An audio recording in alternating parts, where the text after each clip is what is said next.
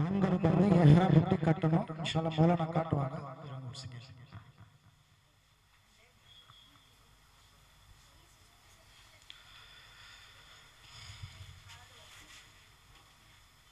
இந்த ஆடைகள் ஒரு ஆடை கீழாடை, வேற உள்ளாடைகள் எதுவுமே இருக்கக்கூடாது. கீழாடைகள் மட்டும் இதை மட்டும் தான் போகணும்.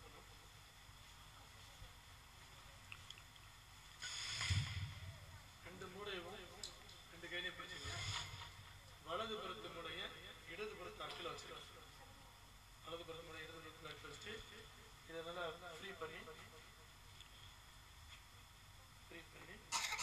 இடத நல்ல விட்டு வலது அது மேலே விட்டீங்கன்னா லுங்கி மாதிரி ஆயிடும். இந்த மாதிரி கட்டினீங்கன்னா உங்களுக்கு ஒரு ஈஸியா இருக்கும் இன்ஷா அல்லாஹ். இப்படிதான் கட்டணும் வந்து சட்டம் கிடையாது. ரெண்டு மூடையை கையில பிடிச்சிங்க, வலது மூடைய இடது அக்கில் வச்சுட்டு இதை சரி செய்யுங்க. சரி செய்துட்டு இடது பிறகு வலது ஈஸியா இருக்கும். இது நம்ம கீழாடையுடைய மெத்தடு. இதே இது மேலாடை வந்து நம்ம எப்போ தவாப் செய்யறது வரைக்கும் இப்படிதான் வச்சிருக்கோம். தவாப் செய்யறது வரைக்கும் மேலாடை இப்படிதான் இருக்கணும். தவாப் ஸ்டார்ட் பண்ண போகும்போது இந்த இடது புறத்தில் இருக்கக்கூடியதை நம்ம இடுப்பு சொருவிக்கணும்.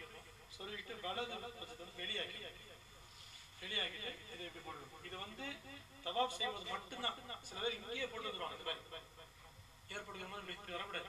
அது மாதிரி தவாப் முடிஞ்ச உடனேயே இந்த வலது கொஞ்சம் திறந்திருக்கிறத திருப்பி எடுத்து இப்படி போட்டுட்டு அதுக்கு பிறகுதான் நம்ம வந்து மக்காமில் தொழுவோம்.